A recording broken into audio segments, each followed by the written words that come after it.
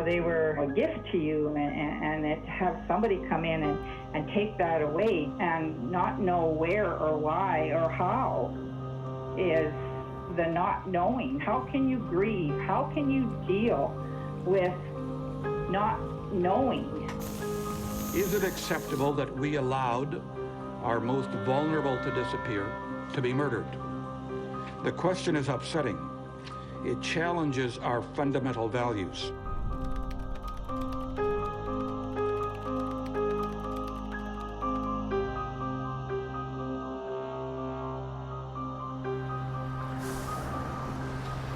Are society's most vulnerable women treated the same way as anybody else?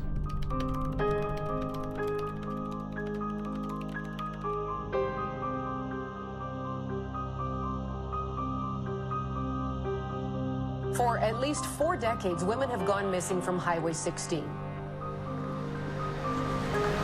Families of the mostly First Nations women who died along Highway 16, known as the Highway of Tears, encouraged investigators to keep going.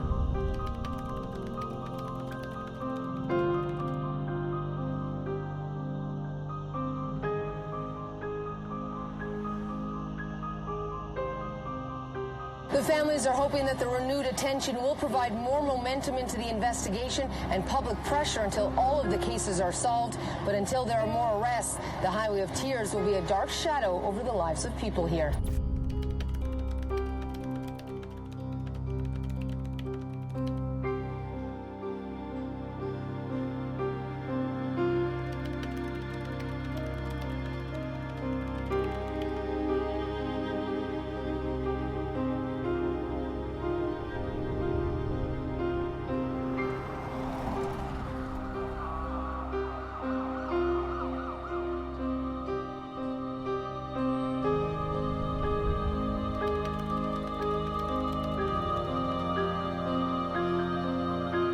Why does it seem BC has so many serial killers?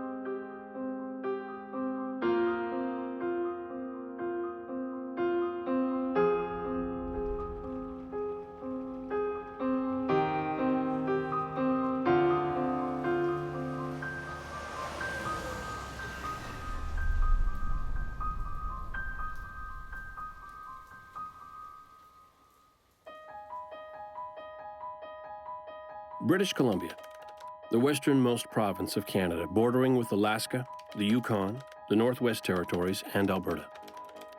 The largest city is Vancouver, with an estimated population of over 2.3 million, ranking it the second largest city in the Pacific Northwest.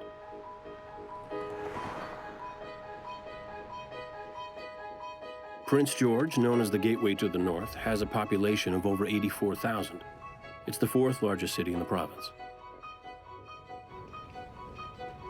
For the last 40 years, women have been disappearing and turning up murdered along the Highway of Tears, a name given to a 724-kilometer stretch of road from Prince George to Prince Rupert.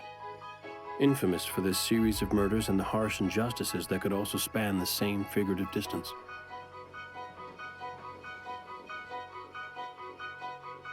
The North is dominated by industries focusing on its vast natural resources like the forestry, mining, fishing, energy, and agricultural sectors.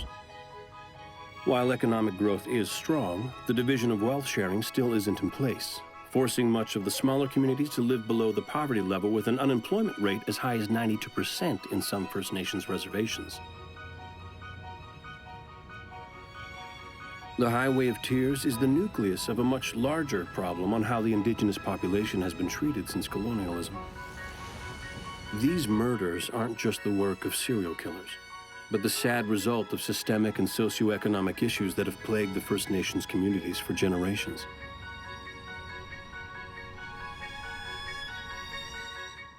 It's such a vast area geographically, and that's a concern for us as well, because we have a number of people who look at that as a crime of opportunity. They might not be leaving that day thinking that they're going to find someone and hurt them, but it's that mental thought that nobody would ever know what happened to this individual. You know, so many different places for them to hide, so many different places for them to get rid of the evidence. A lot of road, a lot of country.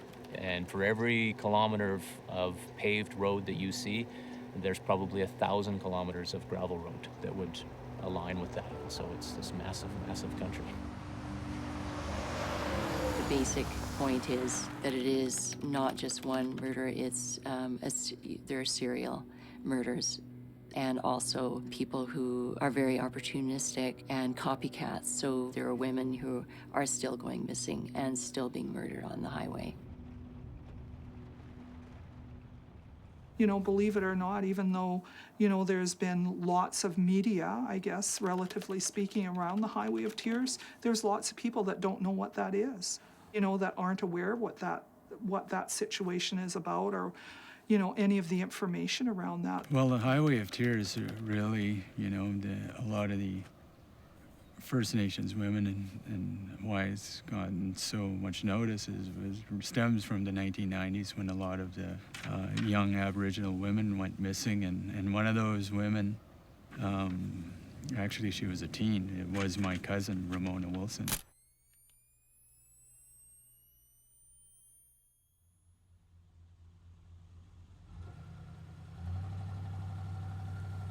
When we really became aware of it was when it touched our family personally. So when my first cousin, Ramona Wilson, went missing, that was sort of the first thing. We'd always heard about things on TV, you know, but never really realizing how that would impact us until it happened to our family. The information about the Highway of Tears really came out especially in 2002 when Nicole Hoare went missing. You know, she knew better than to hitchhike, and she went ahead and did it anyway. And she just wanted to get there faster than public transit would get her, and so she made a bad mistake.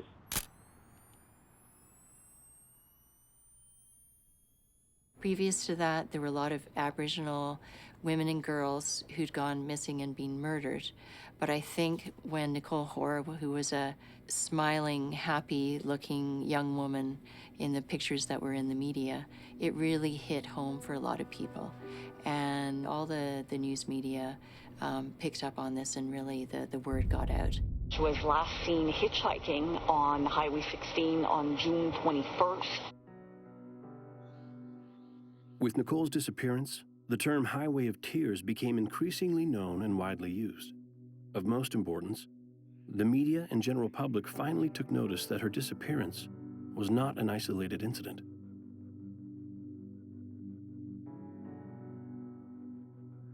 I think for our communities it was frustrating because, you know, there was a number of missing Aboriginal women that were already missing. Indigenous women and girls had gone missing for some time. They fell without adequate attention, and then a young white woman went missing, and there was a lot of press attention, and suddenly this was something in the spotlight.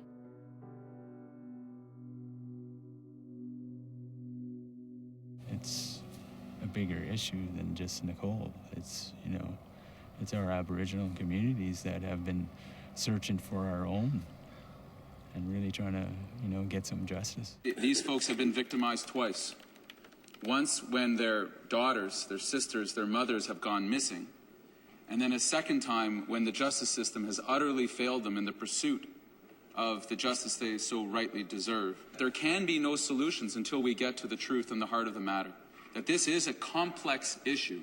The sources of this violence against Aboriginal women and girls is complex, but it is no possibility of finding those solutions unless we actually have the truth on the table. And the resistance from this government, time and time again, to have the courage and the leadership to approach this conversation and find that truth, is yet a third victimization of these families. There's a lot of poverty in our communities. There's a lot of unemployment. There's a lot of issues with the generation of issues that comes with boarding schools, such as Indian residential schools. And the effects of residential schools is going to carry on probably for a couple of more generations and underlies much of what we're talking about here. It underlies the Highway of Tears and just an obliteration of cultures through many policies over many years. For nearly 150 years, the mandatory attendance of Aboriginal children aged 7 to 15 served in removing children from their families in order to kill the Indian in the child and assimilate Aboriginal youth into mainstream European Canadian culture.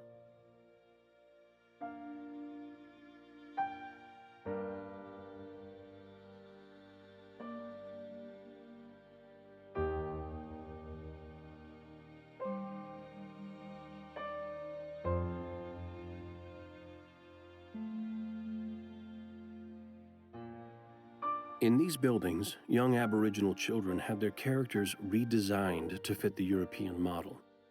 They were not allowed to speak their native language, have any contact with their family, or practice any aspect of their culture.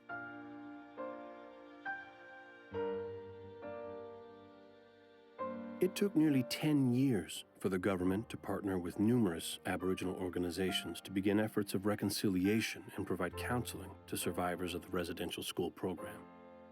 This was launched in 2007, followed by a formal apology from Prime Minister Harper in 2008. In the 1870s, the federal government, partly in order to meet its obligations to educate Aboriginal children, began to play a role in the development and administration of these schools.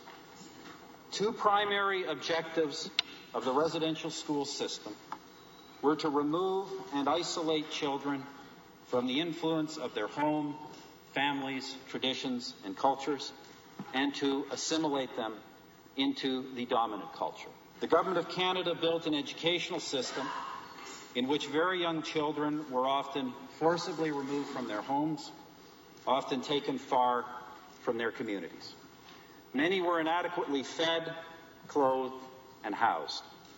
All were deprived of the care and nurturing of their parents, grandparents, and communities. To the approximately 80,000 living former students and all family members and communities, the Government of Canada now recognizes that it was wrong to forcibly remove children from their homes, and we apologize for having done this.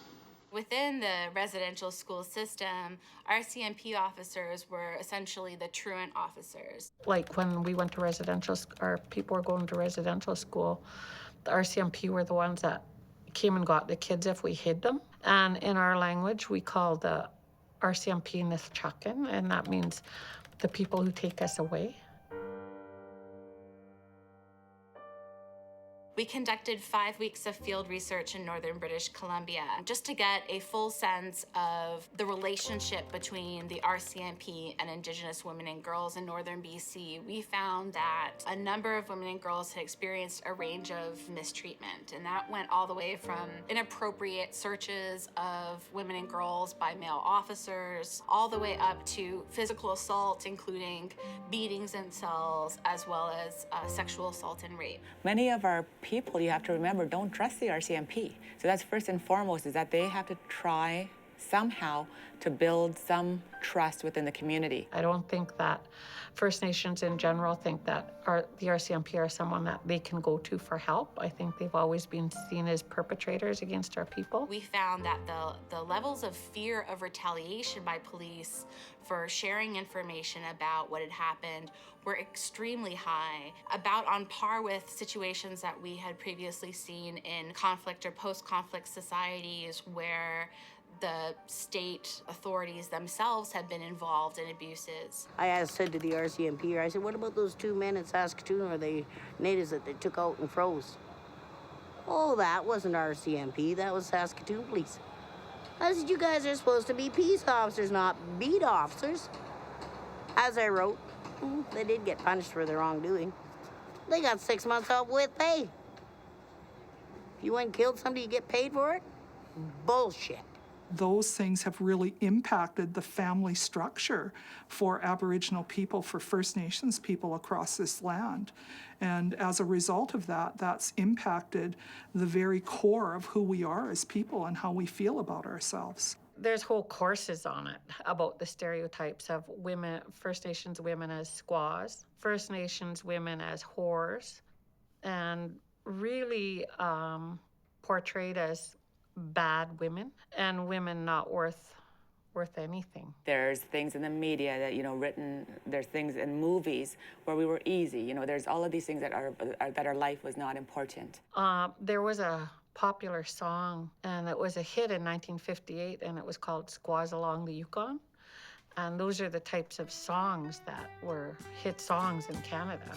Squaws Along the Yukon are good enough for me.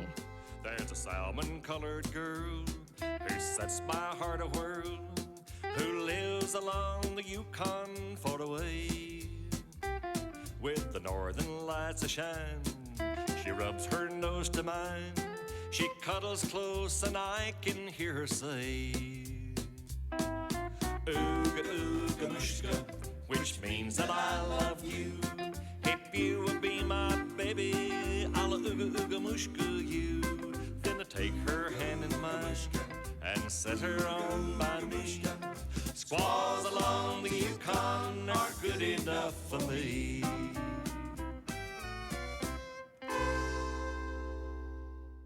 It's really about establishing that trust and respect. So you look at, for example, the Ramsey case, right? Judge Ramsey.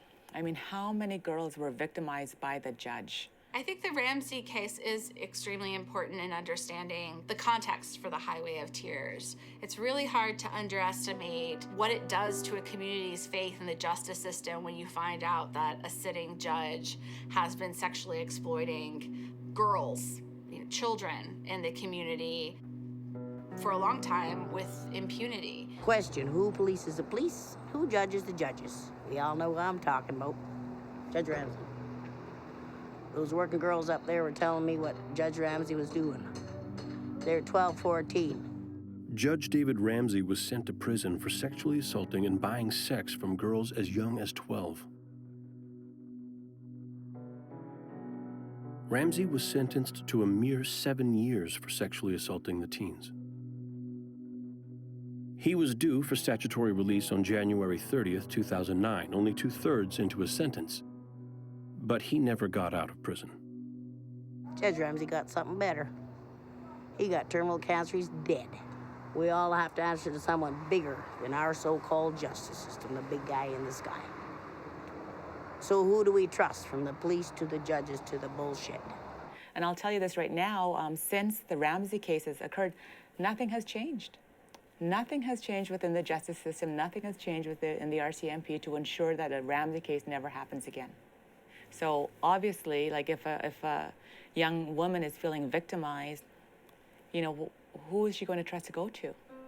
The most striking thing to me when we were doing the research in northern BC was the sense of insecurity that women and girls, Indigenous women and girls, felt in their communities. First Nations women experience violence for longer periods of time and more extreme forms of violence. They're more often likely to have a gun held to their head or a knife, being threatened with a knife or threatened with some kind of a weapon. I had an experience when I hitchhiked. I had to get, he tried to grab me. That was really scary. He tried to grab me after, and he tried to push me over while he was driving. While the truck was still going, I jumped out. I come from a family that was not only victimized from the government institutions. We all know about the residential school era. Pretty much my whole family was affected by that. The result of a lot of that was alcohol abuse, drug abuse, violence. My mother, wanting obviously to have funds to look after her only son, she would do pretty much anything she could. And gambling was a form of that, bingo. And she won a nice sizable chunk of money, and it was late in the evening, and she was gonna use that money, come home, celebrate, but on her way from the bingo hall to the bus station, somebody took advantage of her, and obviously she's not here today.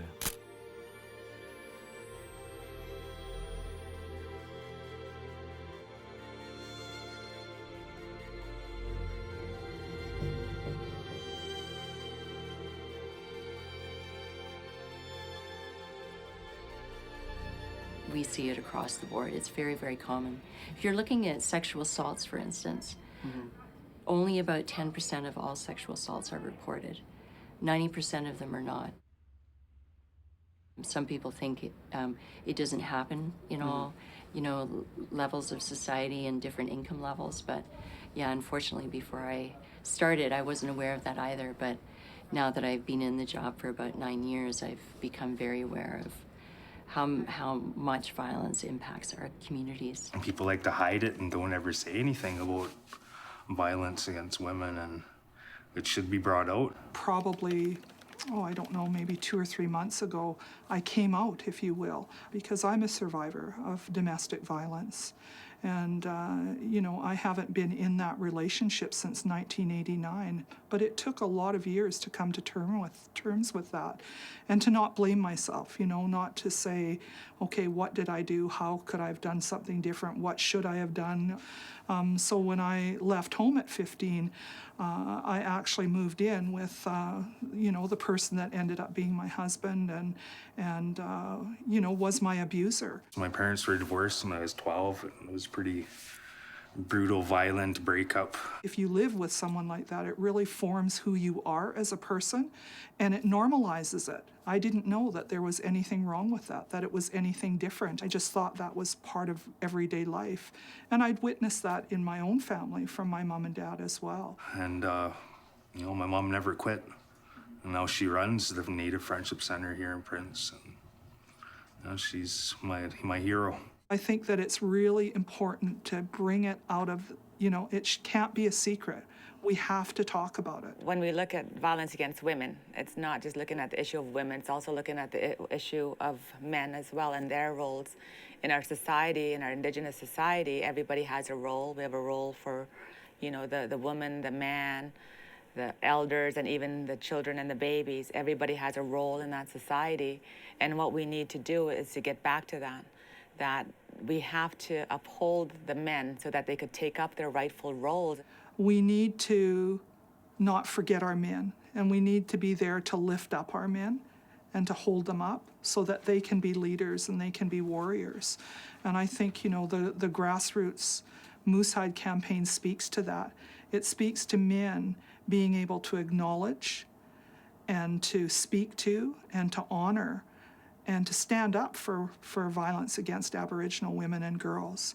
And so it's very much a grassroots campaign where, men come together and they do workshops and they share and they trust each other and they spread the word that it's not a secret, that we need to get the word out there. We need to acknowledge that that's happening in order to address it and in order to stop that whole cycle.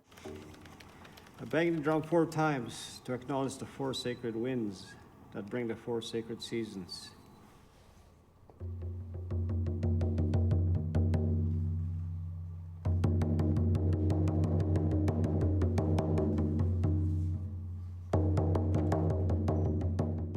It's really confusing. The feelings that I had is confusing.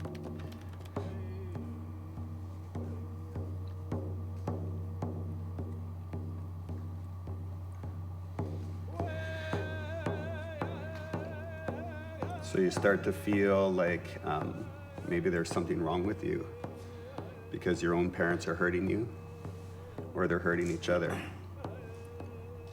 So our young people see that happening and you feel it happening and it starts to break your spirit down, right?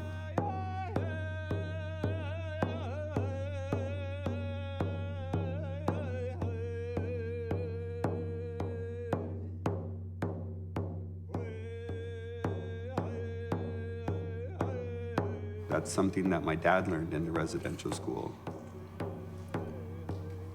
To parent through violence, to resolve problems through violence. And now is our chance to reclaim our identity, reclaim our culture, reclaim our real manhood, and to spread that good medicine through our words.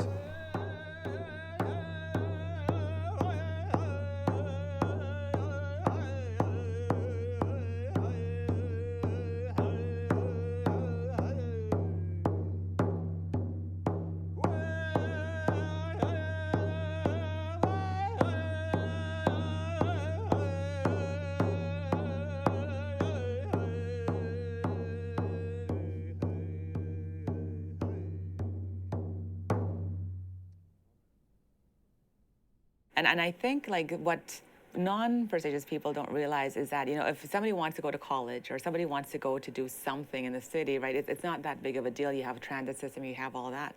Now, somebody from small little Tackle Lake First Nation, for example, where I come from, if they want to go to school, they have to go travel 3 hours on dirt road to get to Fort St. James. From Fort St. James to Prince George, it's about 2 hours. Now, if you don't have a vehicle, like how are you going to get there? And a lot of our communities, it's 92% unemployment in some of our communities, right? So some people don't have vehicles. So there's that whole issue. And some of our young women are leaving communities because there's nothing there for them, or maybe one of the impacts of residential school is impacting them directly. So if you're looking to higher your education, if you're looking to go to a doctor's appointment, it's a totally different reality than somebody down south where all the services are accessible.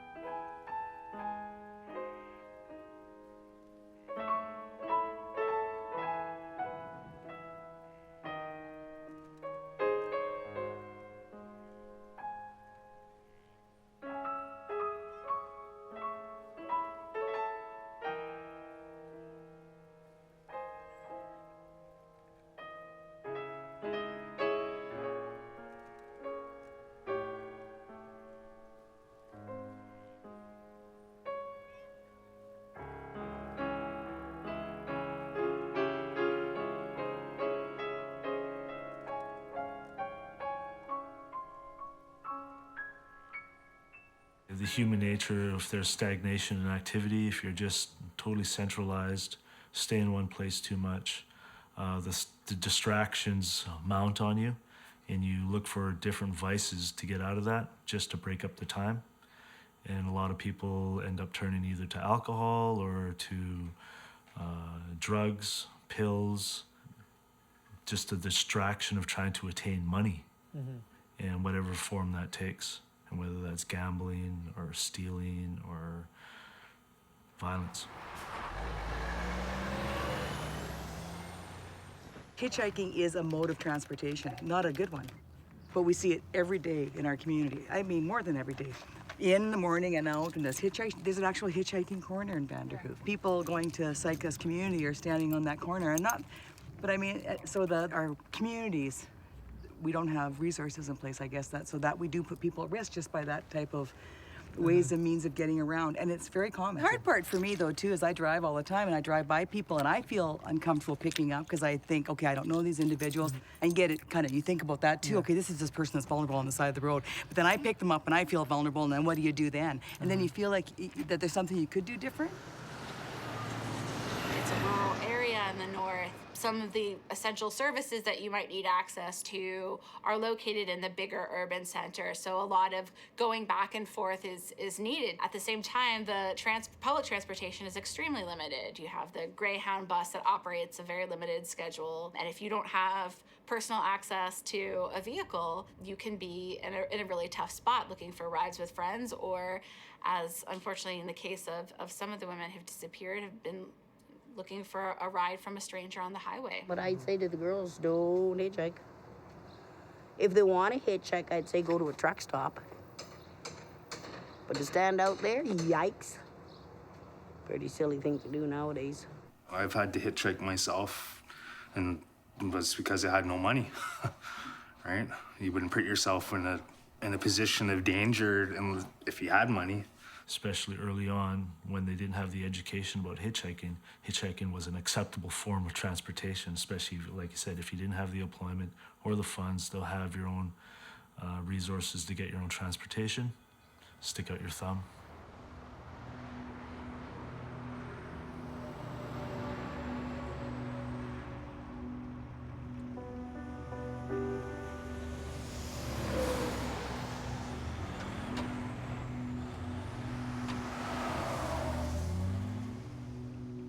And I believe me as a parent, I have the right and I have the tools now, and it's up to me to keep my daughter's memory alive.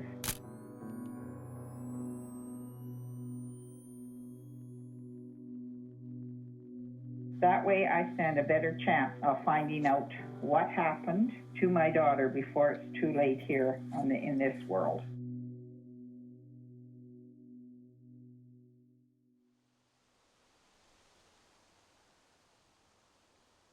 My name is Brenda June Wilson, and I'm the sister of Ramona Lisa Wilson, who was murdered in 1994, June 11th. Her body was found outside the Smithers Airport by a couple of people that were 4x4ing. They got stuck. They went to look for some wood to get them out of the mud, and they came upon my sister's remains. Ramona, she was such a young girl, you know, she was 15, you know, she had her life ahead of her. And since she went missing, and since we found her body a year later in 1995, you know, we really saw, well, personally, I saw how much effect that would have on a parent. And I really saw it in my aunt, you know, my Aunt Matilda, and you see how much it's changed her, and it's quite, you know, it's devastating. Terry's always been really affected. His whole family has been. We also went together to see a documentary called Finding Dawn, and during that documentary, he broke down in a way I've never seen him break down before, and just sobbed and sobbed with his head in his hands. And so at that moment, I truly realized how devastating a loved one to go missing and never found it does to a family.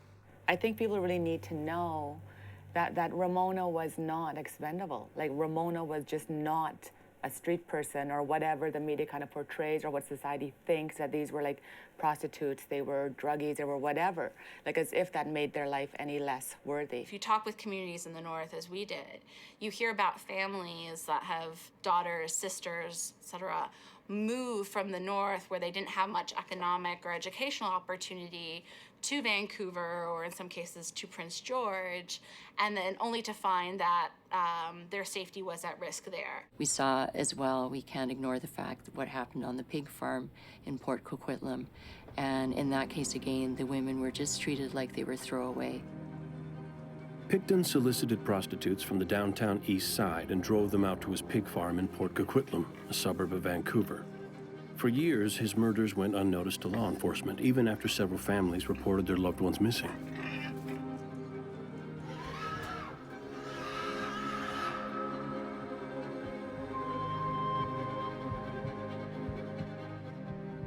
Picton was arrested and charged with 2 counts of first-degree murder. The list began to grow as DNA of 33 women were found on his farm.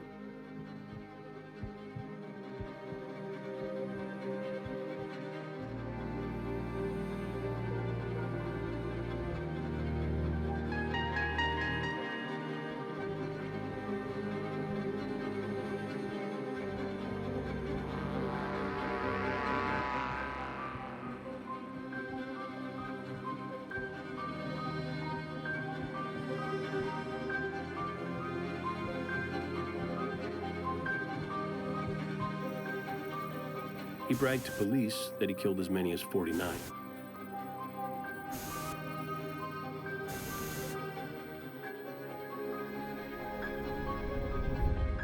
The media covered the case and heavily portrayed the women as high-risk prostitutes and drug users from Vancouver's downtown east side, not as daughters, mothers, or loved family members.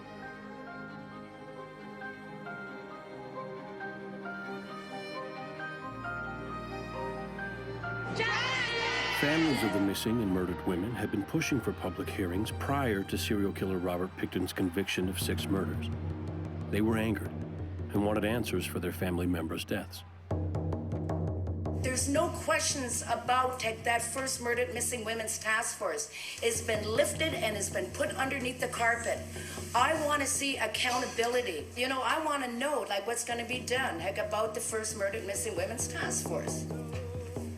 Are they going to be investigated? And if not, why? Why had all these women gone missing from the downtown east side of Vancouver, and why did it take so long for them to identify and arrest and then subsequently prosecute Robert Picton, who was responsible for so many of those murders? Finally, in September of 2010, a missing women's inquiry headed by Commissioner Wally Opal was initiated to examine the role of the Vancouver Police and the RCMP in the disappearances and murders of women in the downtown east side. Is it acceptable that we allowed our most vulnerable to disappear, to be murdered? The question is upsetting. It challenges our fundamental values. Commissioner Wally Opal concluded that the RCMP did not conduct their investigations properly.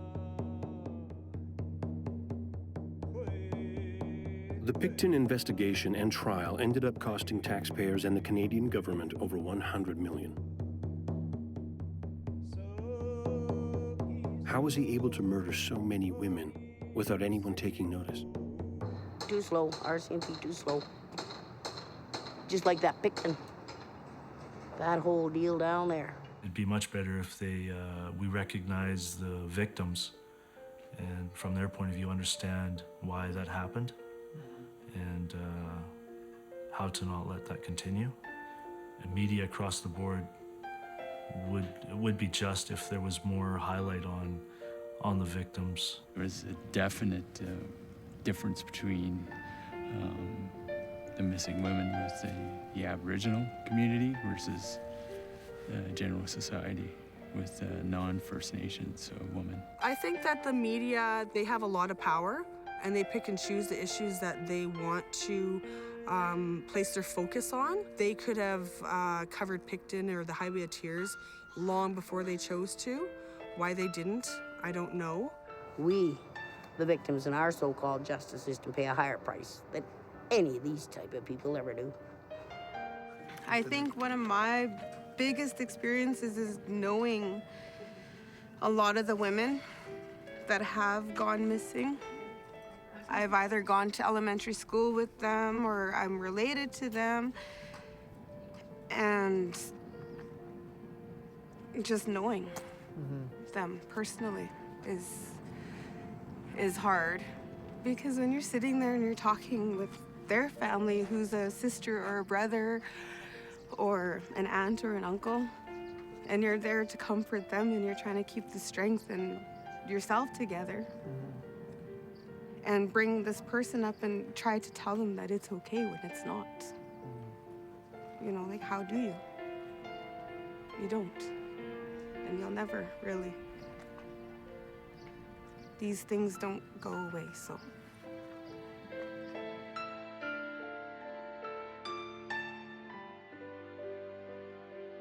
I think in addressing the Highway of Tears more broadly, though, what we have to think about is it shouldn't matter whether you're part of a task force or not. If someone calls and reports someone missing, you need to know that immediately that case is going to be taken seriously and is going to be pursued with the full effort of the RCMP. What the problem is, they don't, when the people phone in for their loved ones that are missing, the police or whoever, they don't take us seriously. They just don't take us seriously. I don't know what you have to do to be taken serious. I think the only time you're taken seriously is when someone is murdered.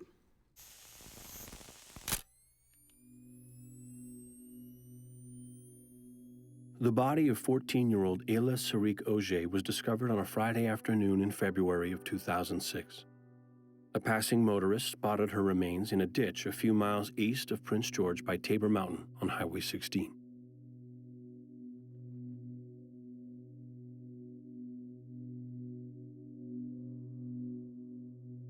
And that investigation is still ongoing. We do not have a suspect at this time that's being held accountable for her murder, and so we're still receiving tips to this day on her disappearance. When her body was found, the family had come to us, her mom had come to us and asked if we would be willing to go out there and to do ceremony in the place where her body was located.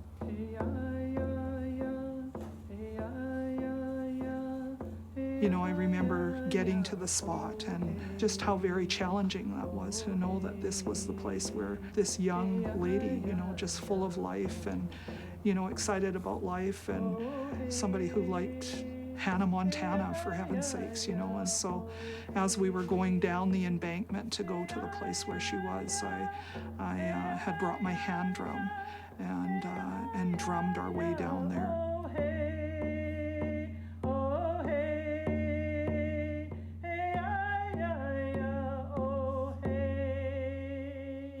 When the young woman, Ayla Auger, had passed away, that was enough for us. We said enough, that something had to be done.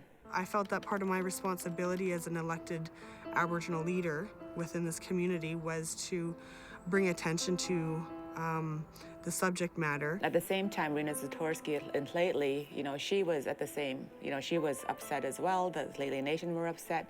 So we already had planned on doing something. And so Rena came together and we all joined forces to have the symposium. I released a news release asking for interest in a symposium to talk about the issues surrounding missing and murdered Aboriginal women specifically. And we organized it in about a month's time.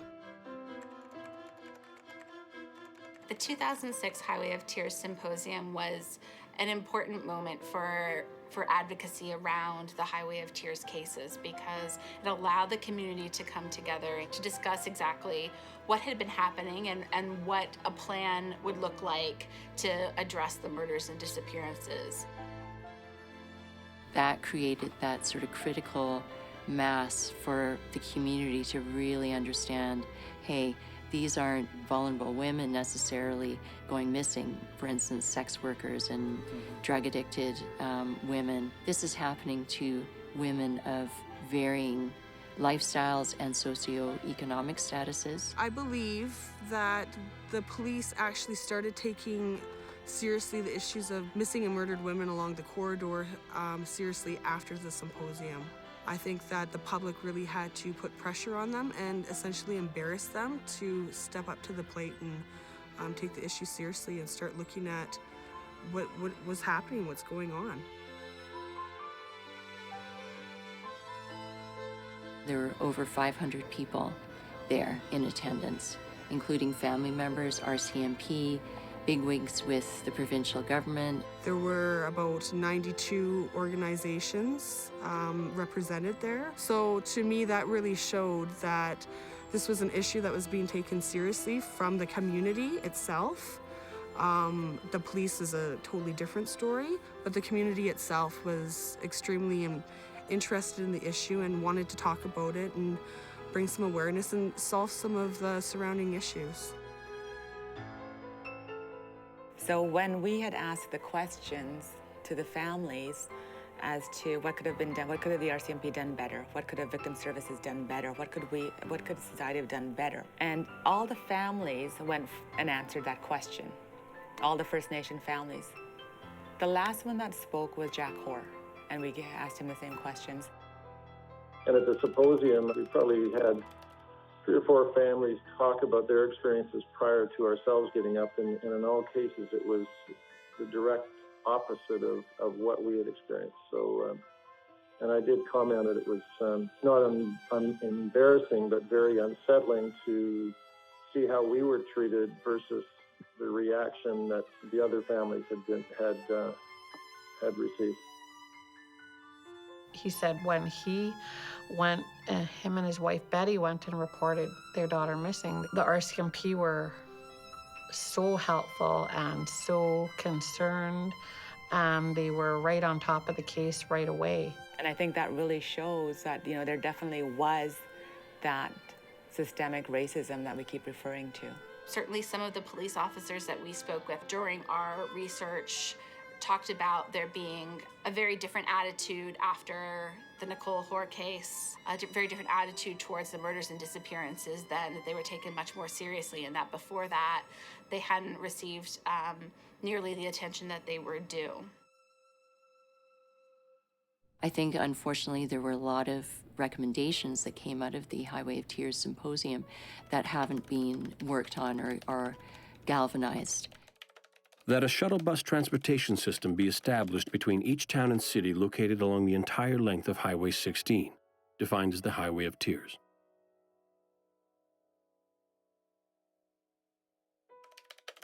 That the number, types, and frequency of essential health and social services be increased for direct delivery to the First Nations communities located along the Highway of Tears.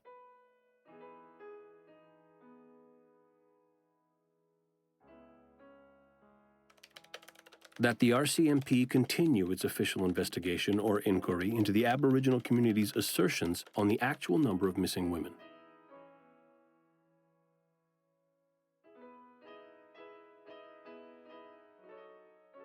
I think that's one of the main frustrations about the 33 recommendations, that there's virtually no money available to put into place any of the recommendations. There has been no commitment from the provincial or federal governments to fund it. And it's always been a challenge to really implement those recommendations, which promote a lot of prevention.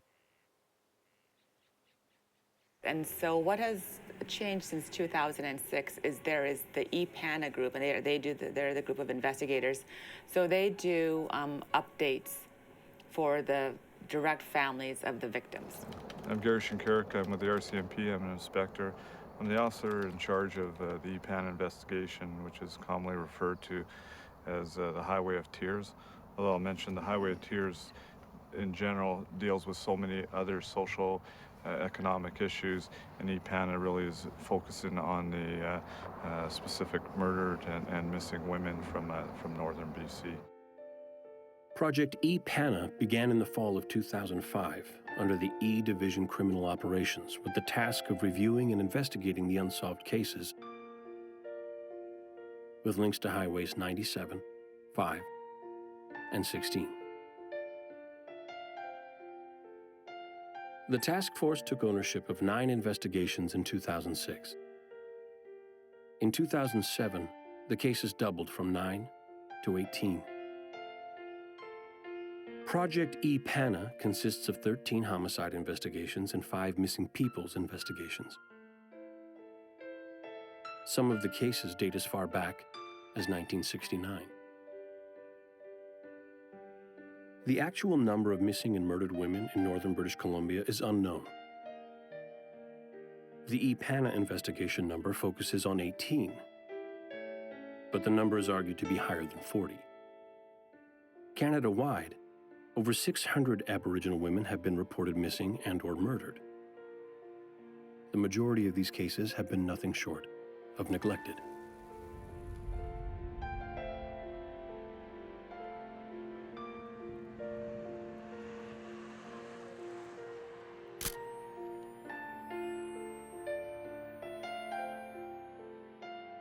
There's so many other women missing that were not included. One of them was my sister, Teresa Humphrey. My sister was murdered here in Prince George 18 years ago.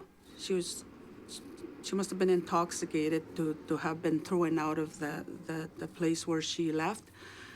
And then she got picked up by a truck. He took her way out in a logging road. The police had told us that she was dragged. The guy dragged her in a truck, and that we were not allowed to see her when we went to the funeral because she was not recognizable. And right about the same time before that happened, the same man was picked up for Marnie Blanchard. She was also looking for a ride. So this guy gave her a ride, and he was picked up by them for her, but they didn't have enough evidence, so they let him go. So when they let him go, that's when he killed my sister. Brian Arp was arrested a second time following the discovery of Teresa Humphrey's body, posed atop a snowbank 50 kilometers southwest of the city. Police used DNA collected from a cigarette butt taken from Arp's interrogation to link him to the murders of Marnie Blanchard and Teresa Humphrey.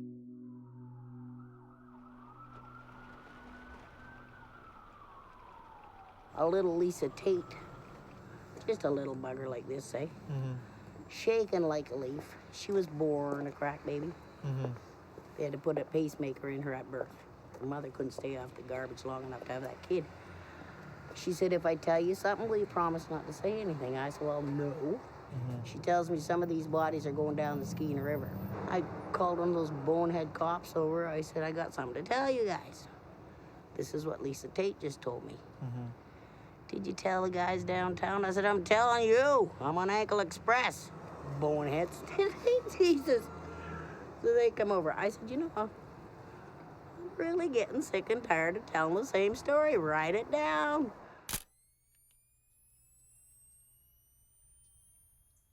Actually, I was at a mine Christmas party that night, and I was by myself and at 8 o'clock at night, I just didn't feel like being there anymore for whatever reason. I went home. And then at midnight, I got a call from the RCMP asking if Lauren was home. And I said, no, she's staying with her mother. And I said, what's going on? And they said, well, they stopped somebody on the highway towards Fort St. James, and if Lauren's home, then somebody's using her ID because they found it in this person's vehicle. I waited about an hour, and then I called dispatch and I asked them, I told them what was going on, and they were gonna get somebody back to me right away, and that didn't happen for another hour, so I figured I'd just drive up until I saw cops. So I drove up to the site, and then when I got there, the game warden was standing there just white as a ghost. And I told him who I was, and I wanted to know what was going on, and they said they were investigating a homicide, and nobody could go up there, and so I knew what was going on then. We can announce today that 3 counts of first-degree murder have been laid against 21-year-old Cody Allen Lejabakov. She described Cody's truck. She described him. She's from Vanderhoof. A portrait of an alleged young serial killer operating in Prince George is emerging tonight. This morning, police revealed that Cody Lejabakov is accused in the murders of 3 women and 1 teenage girl. She was right on the money. To his truck is him. Lejabakov was arrested the night of November 27, 2010, when an RCMP officer stopped a suspicious truck pulling onto Highway 16 from an unused logging road.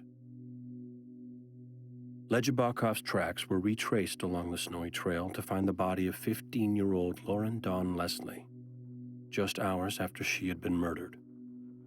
Lejabakov is now linked to the murders of 35-year-olds Jill Stuchenko, Cynthia Moss, and an alleged 4th victim, 23-year-old Natasha Montgomery, whose body is yet to be found.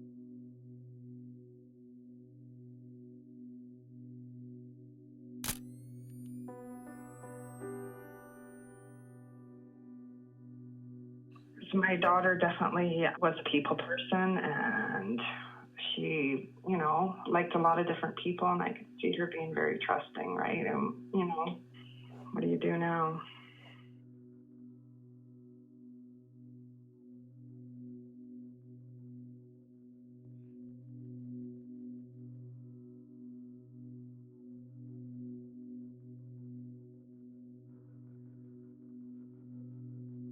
they say it gets easier over time. I mean, it's easier as in now I could have a conversation without breaking down, but I mean, I still break down, right? Like I still, find it, I guess, a little bit easier to talk about, but it's still not easy. It's just a day by day thing is what it is.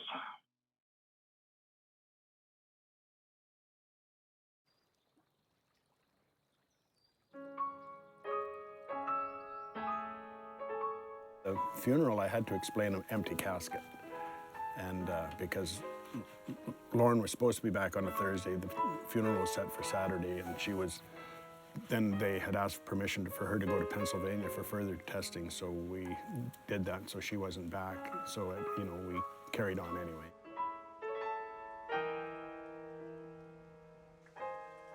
What could have happened? Why did it happen? I mean, there's always that question, why, and why me, and why us, and, it's just so unreal.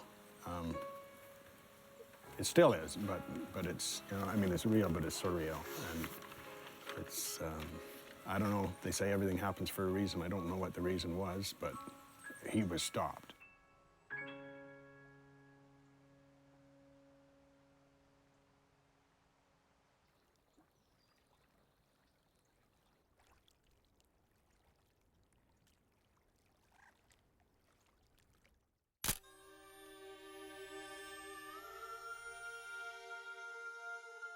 In the case with Madison Scott, she came from a small community, and that community came together with such huge support. They all knew Madison and her family, and it's a tragic case where she was a vibrant individual, and here she is at a party with friends, and to not come home when she was supposed to and not to contact friends was completely out of her character. And then the grisly discovery, if you will, going back to the Hogsback Lake and finding her truck and her tent still there, but no Madison, that sends chills up any investigator's back. We're the parents of 20-year-old Madison Scott.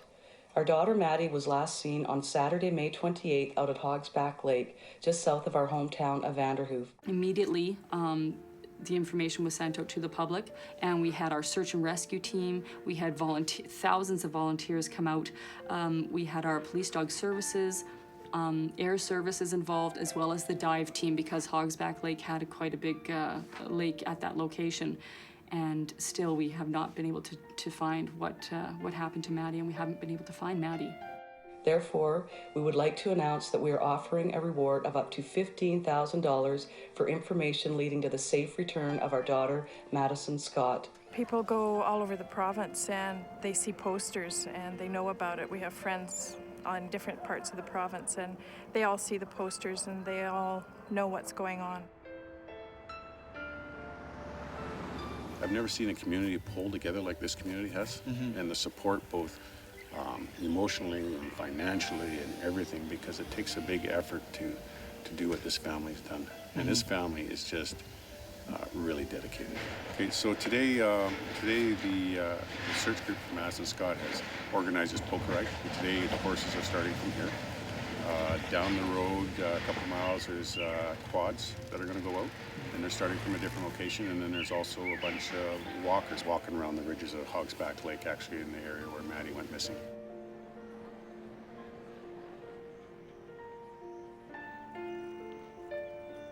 Madison joins a list of women and girls who leave their families and communities in shock. With their loved ones gone, they seek answers.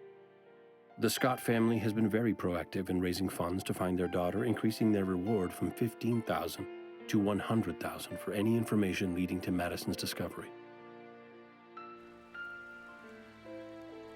It's just horrible not knowing. It's not just 18 women. The Highway of Tears is Teresa Humphrey, Marnie Blanchard, Lauren Leslie, Natasha Montgomery, Madison Scott, and many more. They may not fit the criteria of the EPANA investigations, but they do form part of a close geographic area in proximity to the highway that is plagued by a history of sociocultural and socioeconomic issues that put women at risk.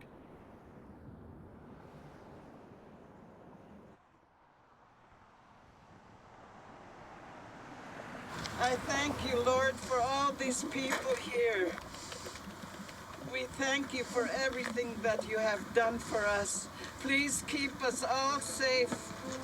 Every day, every night, keep us all safe. Amen. Thank you. My aunt, since Ramona went missing, she's always had the walk. I mean, Ramona's remains were found a year later, but she does it anyways because she says, I was there, I know how it felt not to have that closure, and we still don't know what happened to Ramona, right? So there's still that piece that is left open. However, she does the work that she does because of the families that have not found their loved ones. It was just a reminder every year that every year has gone by and there's nothing solved with my cousin. And really, I think the idea is to never let this issue die, because as time goes by, you know, a lot of people forget all those things that happened in the past. And I think that's what it's all about, is to always have that constant reminder of the missing women on the Highway of Tears. And even though we did find Ramona's remains and were able to bury her and put her to rest, we're still unrestful at this time because there's no answers to what happened to her, who her killer is. So there's an urgency. The thing that I want to say this afternoon is I really want to commend my Auntie Maddie and Brenda and the family for continuing this walk for 18 years now. It's a thankless job, and she does it because she loved her daughter, and also for the concern of all the other missing and murdered women on Highway 16. And again, I'd like to thank you, and God bless you all for being here. Many, many blessings to you for what you do for us and the support that you've shown through so many years. Thank you.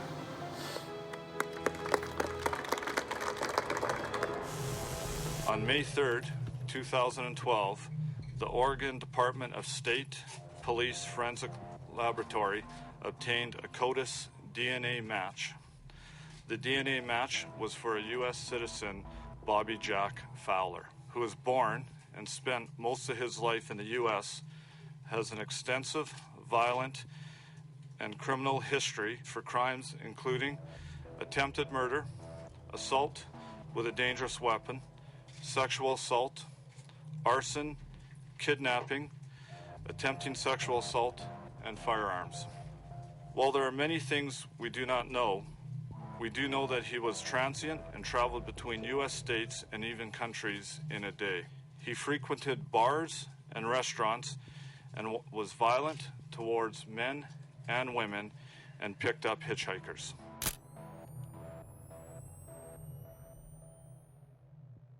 Colleen was a lovely, sweet, innocent 16-year-old kid. And there are still no words in the world to express how terribly she was wronged. It has been a long wait for answers, and although it is a somewhat unsatisfactory result, because this individual won't have to stand trial for what he did, we are comforted by the fact that he was in prison when he died, and that he can't hurt anyone else. For those remaining families whose daughters and sisters were also victims, we hope this means they may yet have their own answers. The family requests that the media respect their wish for privacy and to direct any questions to the EPAN investigation team. Thank you.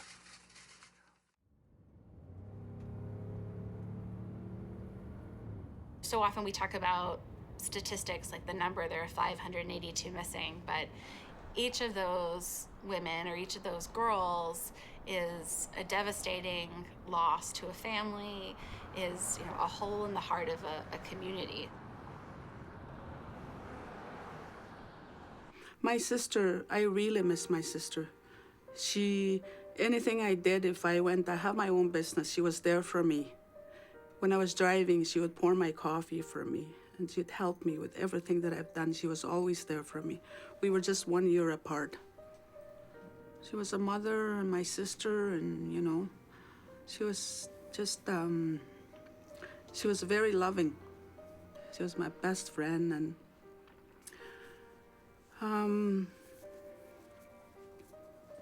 yeah, we just really miss her, and I still miss her, you know. Our Christmases, that was our most cherished time. It was because it was the one time that you can see families, mothers in general, really strive to make happen for their children. And it was the one time she really made sure that I had what I needed to show that, you know, I was loved, and that she always wanted to create that family environment because I was an only child. And Christmases were big, and nothing was out of place during Christmas, you know what I mean? And that's the one thing I remember that she was really good at.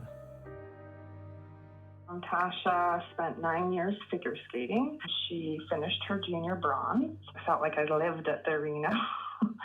And also her other sport was baseball. She spent, probably longer playing baseball.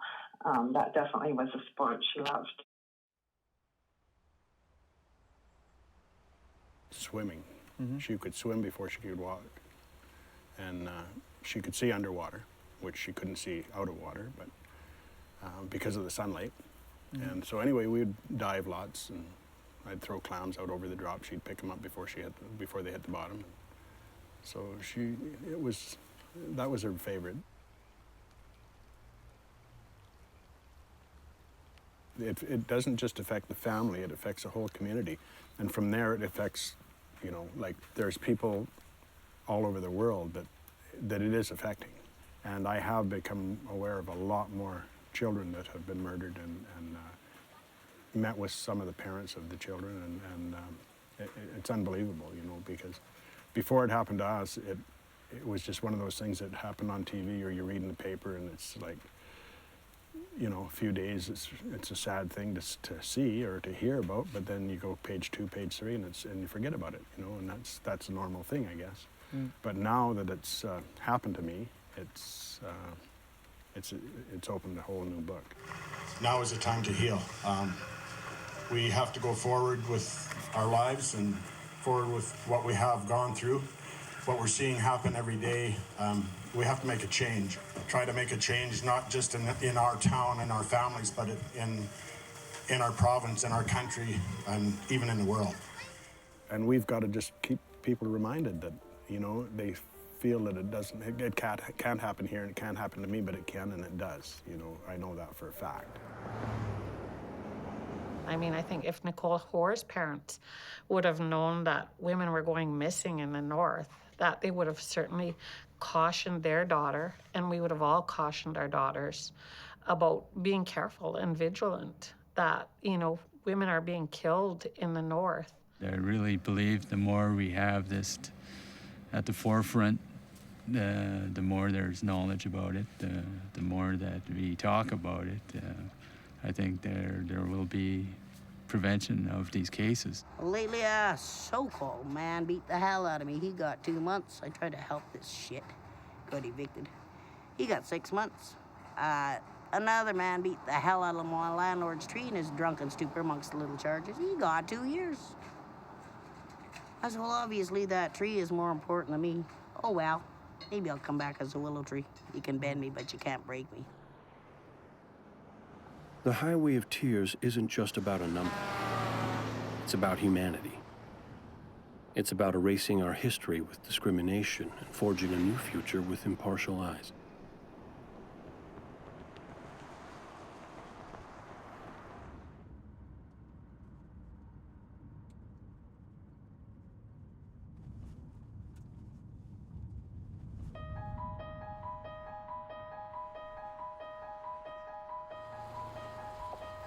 What I would like to do is to do an evaluation around the recommendations that have come to pass since 2006, and I do believe that the government of British Columbia would get a fail. Again, there isn't a coordinated, concerted effort around transportation. We still have the same issues. We still have young women hitchhiking to get to the urban centers. Clearly, this lack of transportation is exposing women to violence. So it is incumbent upon the government to make transportation accessible, to ensure that women can safely get from point A to point B when they need to get to essential services to conduct, the daily business of life in the North. Our lives are entangled with the women who've gone missing and been murdered over the years. So it isn't just a matter of one group in our community trying to attack this. It's really such an important thing to realize that as a community we need to be doing more. It's so critical that we talk to our young people, that we have people that are in leadership roles talk about some of those things that are going on. And I can only hope that whatever happens out of having these type of discussions leads to those answers being questions that could put families at ease about the situation. Like you say, if out of all this, if you save one life, it was well worth it. As a leader, I think that it's my responsibility to ensure that I share my story, because all it takes is one person to hear that story and it may change their lives. We've just got to move forward. We can't be feeling sorry for ourselves and stuff. Yeah. There's too many people out there that need to be aware.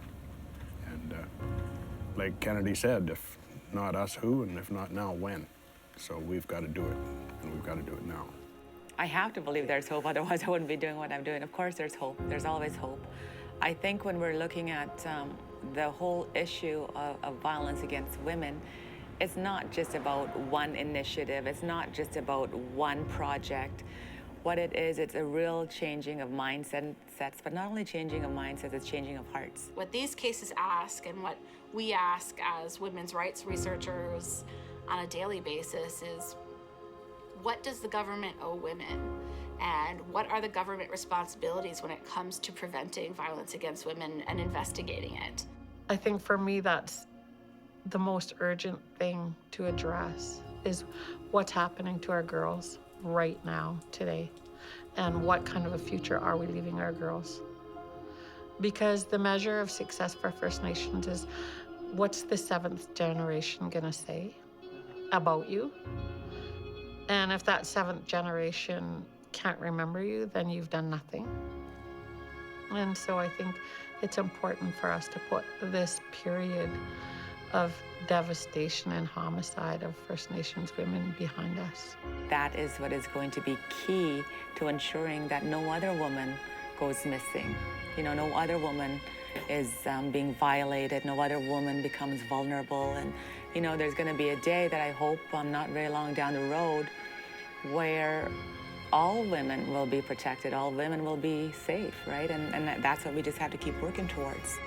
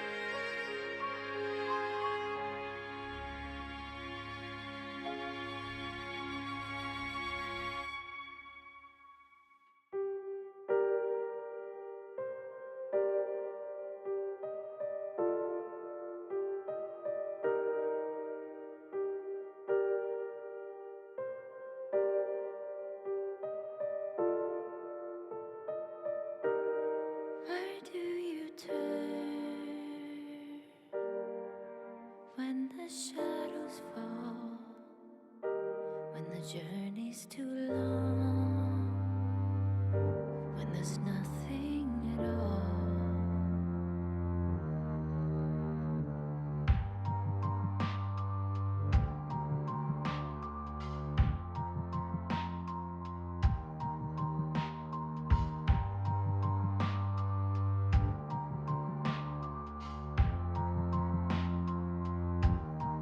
Alone on the road, I wait in the cold, wind on my skin. Have a long way to go. Tonight,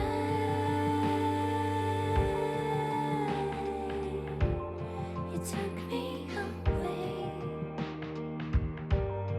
I should have known, tears in my eyes, a great divide. Here we are, this is now. Everybody told me now it's okay, can't come back. This is true, and who will know? Yeah, I don't know what to do, what to do. Yeah, I don't know what to do. I don't know what to do, what to do. Yeah, I don't know what to do.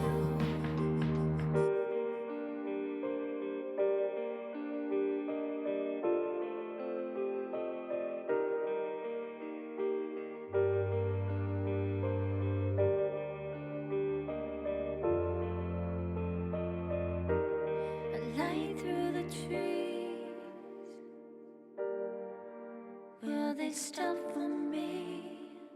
An arm reaches out, and now I can no longer breathe. Good night. I lay my head. Will you remember me by your side? And great divide. Here we are, this is now. Everybody told me now it's okay, can't come back. This is true, and who will know? Yeah, I don't know what to do, what to do. Yeah, I don't know what to do. I don't know what to do, what to do. Yeah, I don't know what to do. Here we are, this is now.